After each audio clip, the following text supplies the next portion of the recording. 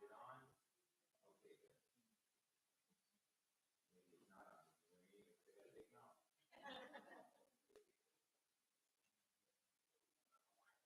Well, we're going online. How's that going, Charlotte? Okay, hey, well, thank you for joining us online today.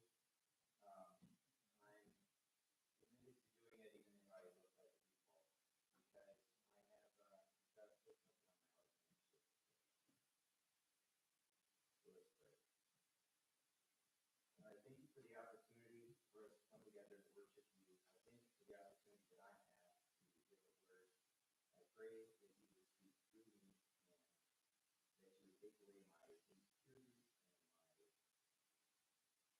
my lack of memory. You just help me. Pray that you would get through this together. Pray this in Jesus' name. Amen. So,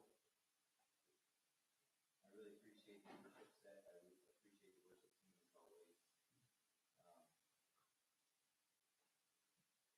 So this is a message about the spurts and the short weaknesses and shortcomings that we have. So I personally have a troubled background that I come from. I know a lot of pain, I know a lot of suffering. And when I left that situation, I caused myself a lot of pain. I caused myself a lot of suffering. I continued to live in a certain way for many years. It wasn't conducive to health, wasn't conducive to happiness, trying to fill a void. Economic pleasures do not do anything for you. It doesn't. You just sit there in your entire life and you work and you work and you work. That's why last time that I came up here, I said, sin is worse, but grace is a gift, right? Let's do that. I don't remember exactly what I said, but it's not worse. It is, works are what you do to get yourself into trouble. And it's amazing to me that you work incredibly hard to give yourself more pain and more suffering and to cause pain and suffering to those around you. So today there's a lot of us that are going through it. You know, I've had a lot of that recently in my business. I had a truck that burnt down, I had another truck that didn't run, and I'm struggling to grow the business. I'm struggling to not let my business be the most important thing in my life. Because it really doesn't matter. It's a means to an end. I was talking about this with a friend of mine, and he has a concrete company. And I was just saying, where is the line between this is my idol to myself, or this is what I represent myself with? Because I'm proud of it. I am proud of it. I do try to do good work. And where does it not matter how big the business is and how good the work is? What matters is that you're bringing glory to God. And it's a challenge. It's a real challenge to be dedicated to doing a good job, but not to honor yourself. So it's a challenge to get up in the morning when you are diagnosed with cancer and to go do what you need to do for it. That's part of it. It's a challenge whenever you have, like I have, certain circumstances in my life, and I get up and I don't know how to interact with people because I'm raised to be a bully. I'm raised to be mean because it gets me through. Because when somebody's mean to me, I'm tough as they are, and so I'll show them. And then I want to be friends. Because that's the way to get friends.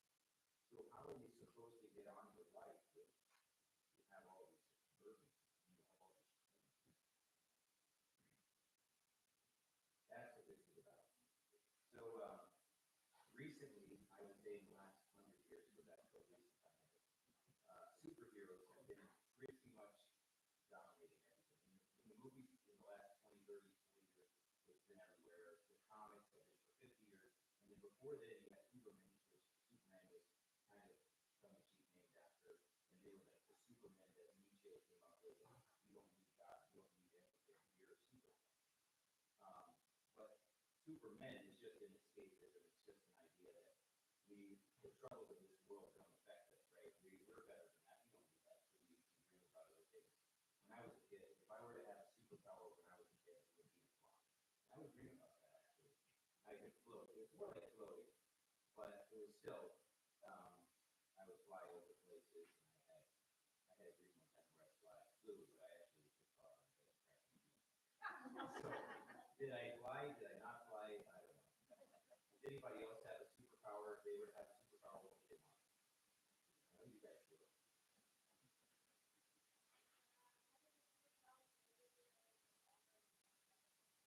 Would you water? Okay. Yeah, there's some superheroes that are fire with that.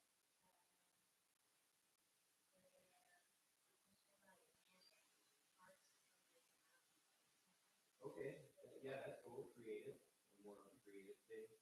Anybody else want to venture? All right, what do you got? I go with flying too, but no cake.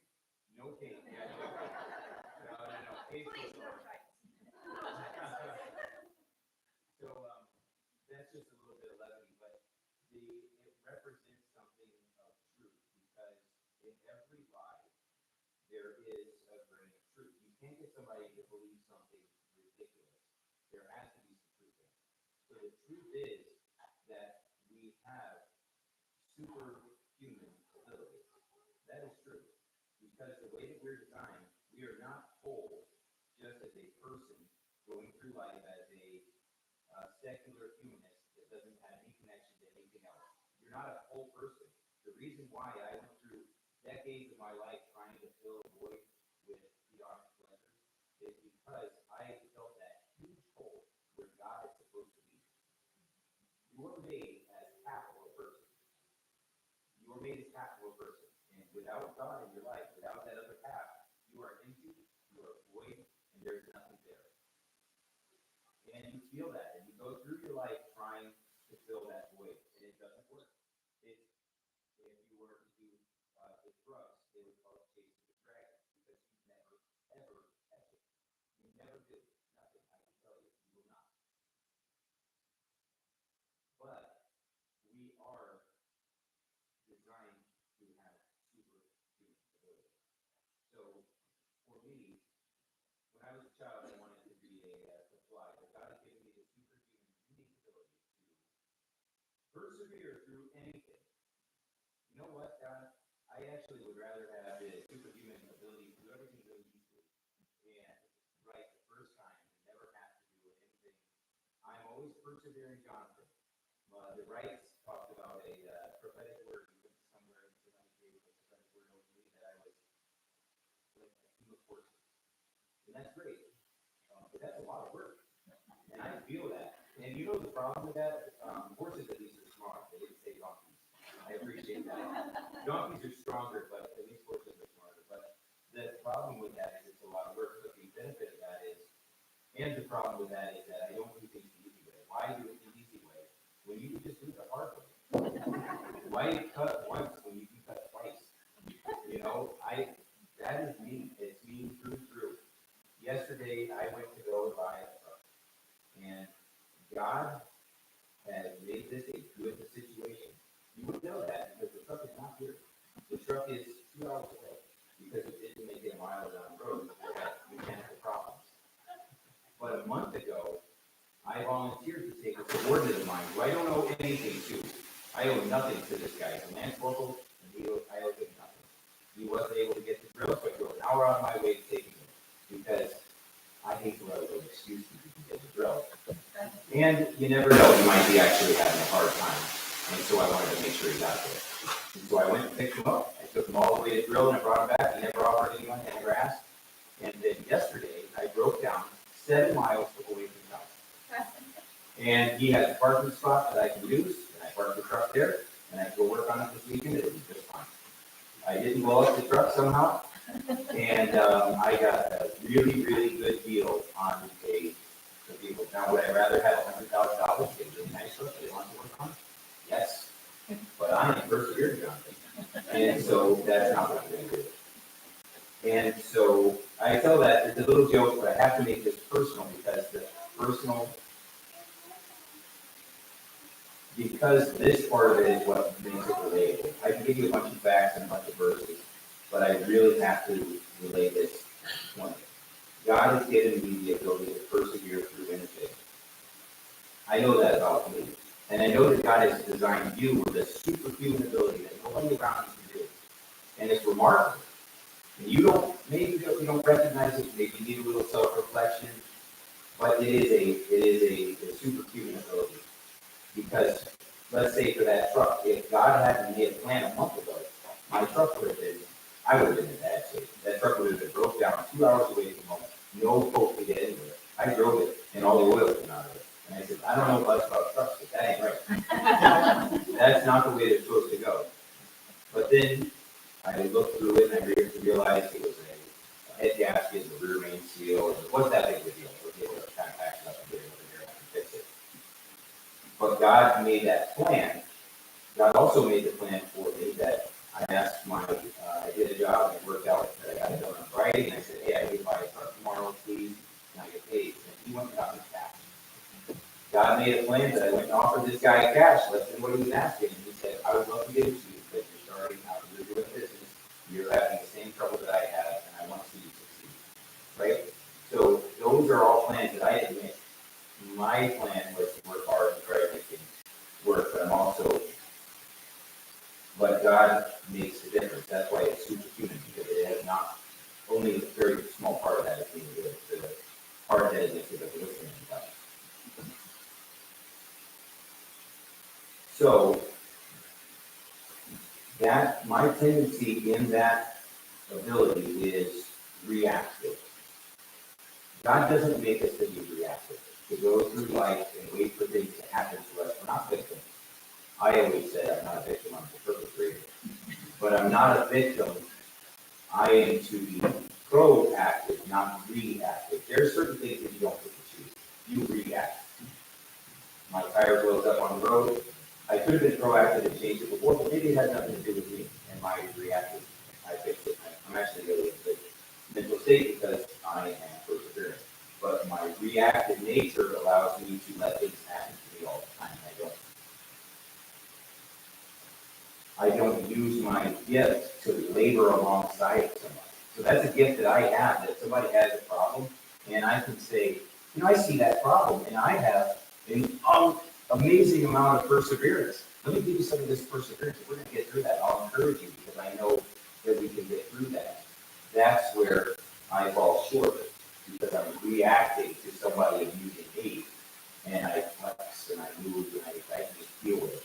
Which is the reason why I'm that way, is because I had been abused. I had been mistreated. I had people promise me things that they didn't run through on. And it was hurtful, very hurtful. And I reacted and I dealt with it, and I became stronger every single time until I did something to me. I became stronger to the point where I have a guy that I work with now, and he's a tough nut. When I first started working, like emphasis on that. When I first started working with him, he thought he was going to treat me like a kid. Like, he's going to hate me or anything like that. And I got right in his face and I told him, you're not going to mistreat me. And this was years ago. It was actually before, it was in 2020. So it was before I had this new relationship with Christ that has changed me. And, but that's my natural tendency, is I will fight you. You will not mistreat me, because I'm not going to go back to being a child. I'm not going to go back to those things. But I don't have to react that way. I can also be gracious and say, what's going on with you that makes you think that you need to attack me? I'm just working here. If you feel like you need to attack me and I'm being nice to you, you have something wrong. So what can I do to help you? That's a godly approach. That's not reactive. That's proactive. Where you get up in the morning and you're on your knees and you're in the Word and you're saying, God, I want you to reveal to me somebody today that I can witness to, somebody today that I can help. And then that guy comes and blows up on you. Instead of chewing him out and reading him right at, you witness to him. You ask him, it may not be the right time at that exactly, but don't blow up on him. You're gracious to him. And then later on, when he's calmed down, he's gone. Everything all right? There's a way to do that. And this person specifically, I know, would be blown away by the fact that I was kind to somebody who was mistreated. This happens a lot with people where they want to act tough. I know all about that. And being tough is important. I'm not saying that you're going to go around and just take abuse from everybody.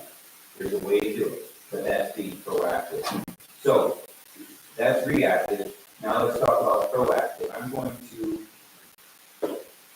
let's see. Okay, actually I didn't really go over after this one point, I'm going to do this. Ecclesiastes 1. And I'm going to really drive home the idea that you cannot, that's another part of reactive. I'm reacting to my sorrow. I'm reacting to my pain. I'm reacting to the circumstances in my life. And so this is the words and preach of the Son of David, King in Jerusalem, also known as King Solomon. Why is this man alive? So this gracious man who lives somewhere in there. Rich enough. Richer than me. Vanities of vanities, says the preacher. Vanity of vanities is all vanity. What profit has a man from all of his labor in which he toils under the sun?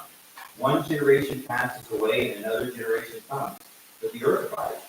The sun also rises and the sun goes down and hastens to the place where it rose. The wind goes south and turns to the north. The wind whirls around continually and comes about on a circuit. And the rivers run to the sea, yet the sea is not full. To the place from which the rivers come, they return again. All things are full of labor. Men cannot express it. The eye is not satisfied with seeing, nor the ear filled with hearing. That which has been is what will be. Like not everyone, there it is. That which has been is what will be done. There is nothing new under the sun. Is there anything of which it may be said, see, this is new. It has already been done in ancient times. There is no remembrance of former things, nor will they be any remembrance of things that are to come by those who will come after it. And in verse 14, I have seen all the works that are done under the sun, and indeed all is vanity and grasping for the wind. This guy is not exaggerating. He's seen everything that was done under the sun. But the amazing thing about our time is we are comparably rich to Solomon, actually, which is weird to think about. Do we have a ball full of gold? No. Do I have 1,000 wives? Thankfully, no.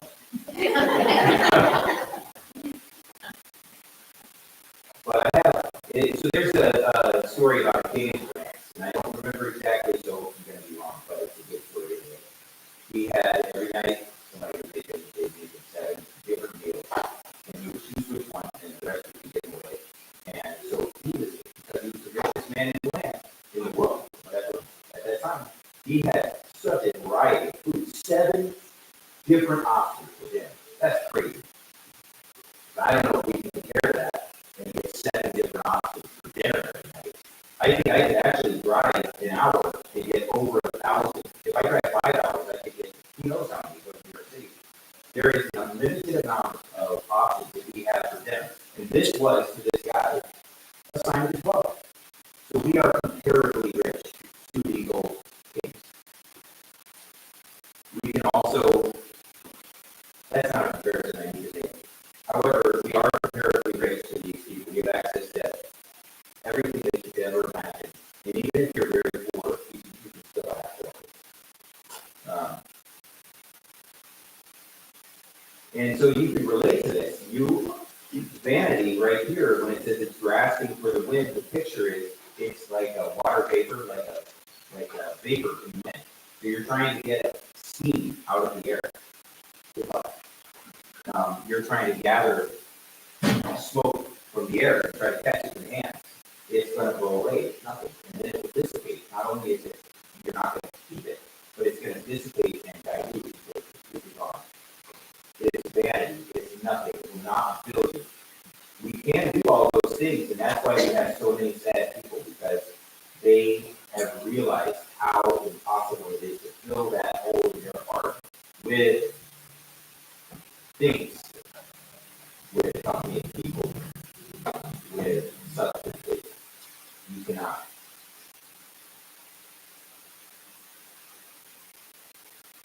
So then I go to Romans 12:2. And this is that I talk about reactive, and then this is reactive versus proactive. So I beseech you, therefore, brethren, by the mercies of God, that you present your bodies a living sacrifice, holy, acceptable to God, which is your reasonable service. Do not be conformed to this world, but be transformed by the renewing of your mind, that you may prove what is a good and acceptable and perfect will of God. So, proactive is presenting your body as a living sacrifice. God, I thank you for the sacrifice that you made. I thank you that I have the life that I have, the family that I have, the freedom that I have. Freedom, that's the key. I could live in a mud hole, but I'm free. And I present myself to your service. Do not be conformed to this world. Now, that's mistaken a little bit these days. There's a lot of unconformity. I do believe in a certain amount of healthy conformity. It's not talking about cutting your hair or organizing your house or any of those kind of things. It's talking about following the pleasures of the world. And be transformed by the renewing of your mind, that you may prove what is the good and acceptable and perfect will of God. So God would not have you to be addled. God would not have you to be weak. These substances, the computer, the social media, all that kind of stuff, it weakens your mind, it weakens your ability, it weakens your brain. God would not have you to be that way. The same with your body, being weakened by a lack of discipline. God would not have you to be that way. So transform by the renewing of your mind. So how would you transform, how would you renew your mind? And what I propose is,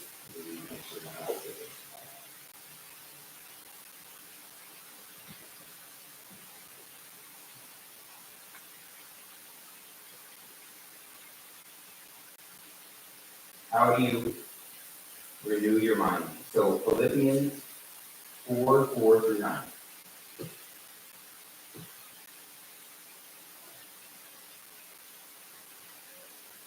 Rejoice in the Lord always.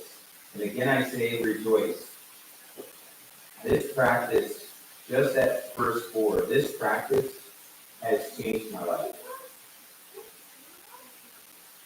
5. Let your gentleness be known to all men. The Lord is at hand. Be anxious for nothing, but in everything by prayer and supplication with thanksgiving, let your requests be known to God. And the peace of God, which surpasses all understanding, will guard your hearts and minds through Jesus Christ. Finally, brethren, whatever things are good, true, noble, whatever things are just and pure and lovely, whatever things are of good report, if there's any virtue, and if there's anything praiseworthy, meditate on these things.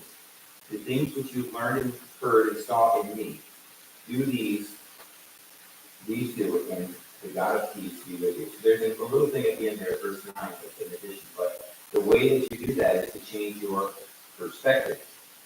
So if your perspective is looking at yourself, it's hard. Yeah, I'm sad. Yeah, it hurts. Yes, those people are mean to me. They shouldn't be mean to me.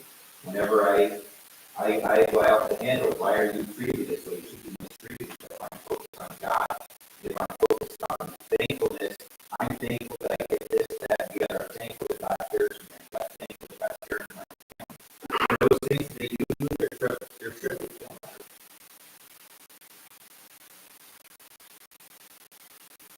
Whatever things are lovely and good report, virtue, praiseworthy, and pure, now that would just change and get all that part out of it. But that stuff is not good for you. That stuff is poison. And then the last part there, the things which you learned and received and heard and saw in me, you do. So this is an action as well. You're modeling. You're doing these things. The reason why you're around. So I have a mission here. I have the Marines Reserve, including that group all that job and start all that. We had these issues that we had going on, and I talked to them about it, and I told them, I gave them some encouragement, and I gave them some advice, and I told them that he needs to do this. I gave them very square talk, and I love the military for that reason. Because in society, you can't exactly say the things that I said. And I'm not saying that I was swearing. I was saying very correctly, this is poor behavior. You should disengage from that now. This is causing blame. This is causing the problem. And you need to stop. And this is a good way to act. At least it has been proven. You do whatever you want. I can say that to you.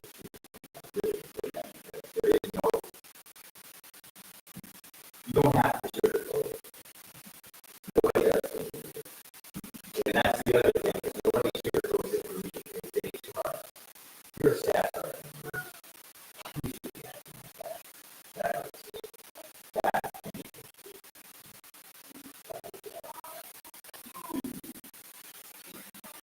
So that is verse 9. These things which you learned and heard and received and saw, do those, and the God of peace be with you.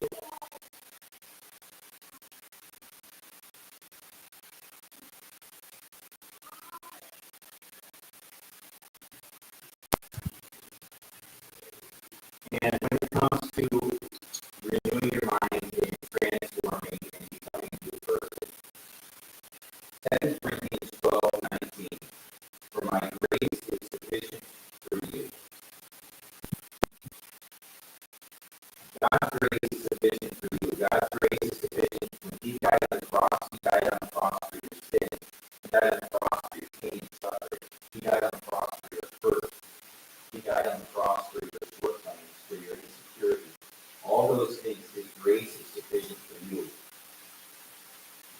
I do not feel secure up here being recorded for the internet. It's fine. I mean, no offense, but if you don't record it, then next week you can forget it happened.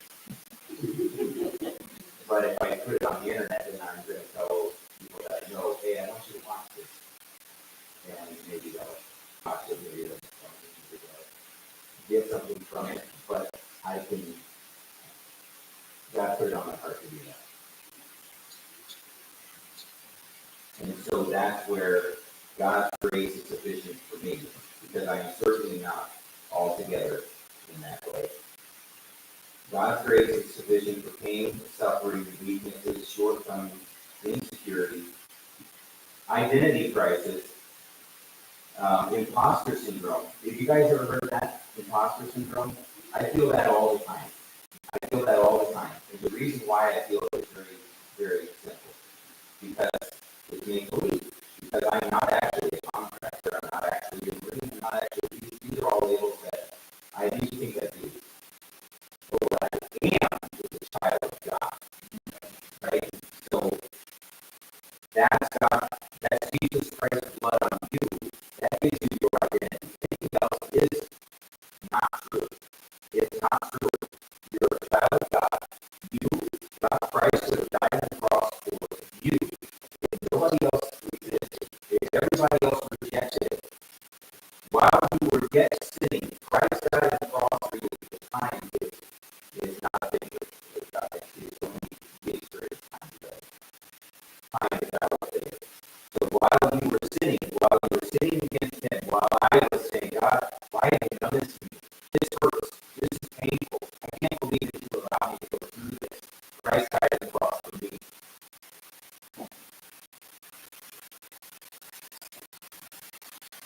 Christ's blood covers it all. And so then, Psalm 27:14.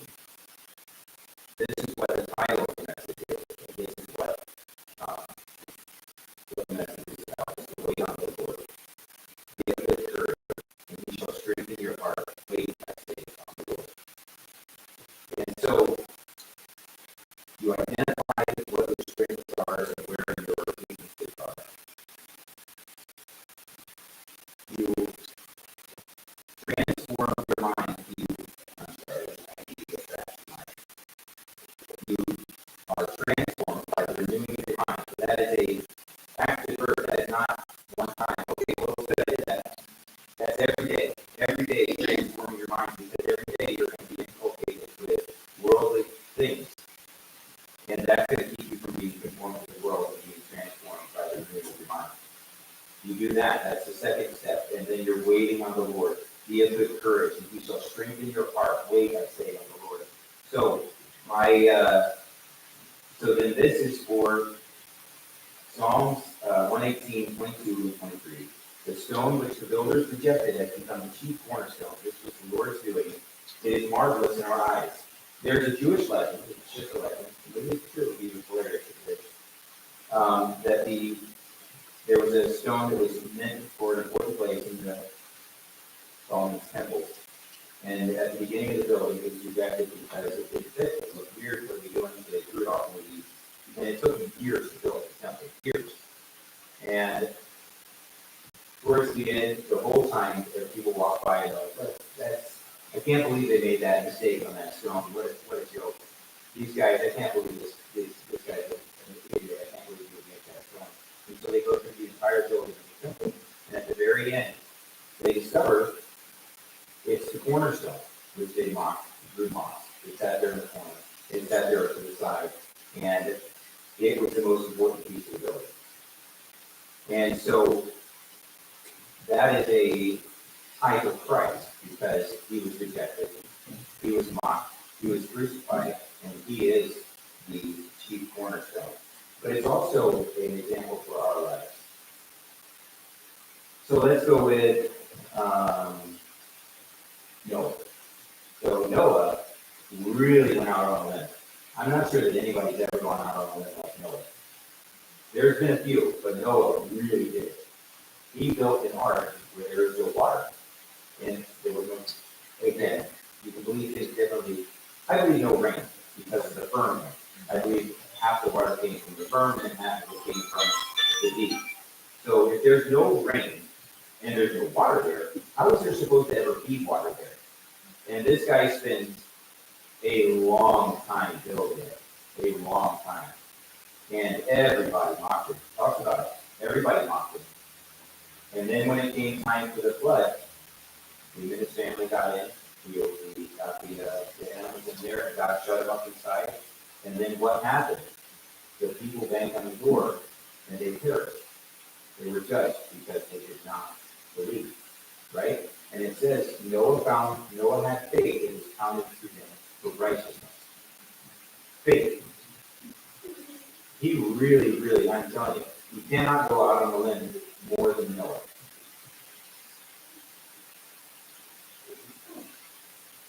And so he became that mocked cornerstone. He became, like, for the world, I would say, if there wasn't a more important person on earth at that time than Noah. Everybody else died, and he's the one that saved humanity.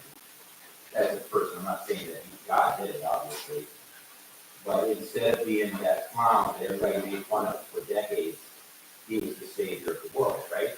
And so this is the type of Christ, obviously. And this can also apply to us. You go through your life and you're not sure what your gift is, you're not sure how you can do important things. You maybe come from a small town, I guess. And you're not sure what important things that you can do. But God has a plan for you. God has a mission for you. God has a specific reason that He created you. And so you're waiting on the Lord, but it's not a passive thing. It's an active thing. And that active thing is every morning. I'm here. Hear my word. Send me. But whenever you're ready, I'm going to go to work because I have to work to pay my bills. I'm going to love my family because that's my job for my kids. I'm going to raise my kids. I'm going to take care of my house because that's what I have. But at a moment's notice, I'm going to drop everything and we're going to go serve you wherever you have me to serve you. And God may have you just be a great example of a good mother, a good father, a good grandfather. God may have you, I was telling my kids this, may just have you be kind to a stranger.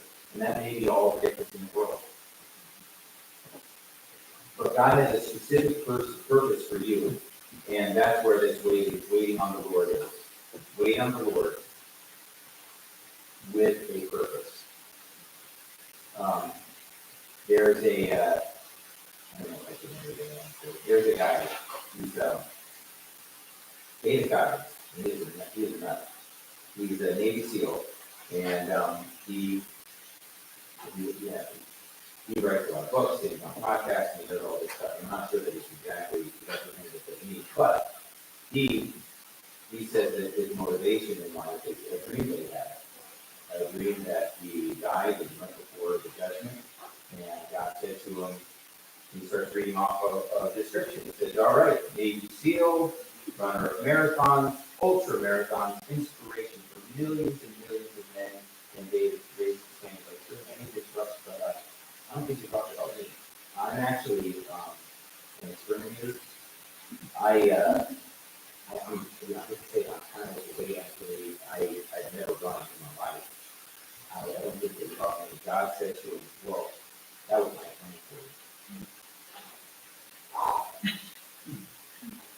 man, I tell you what, God has a plan for you. And again, that is a ridiculous anecdote.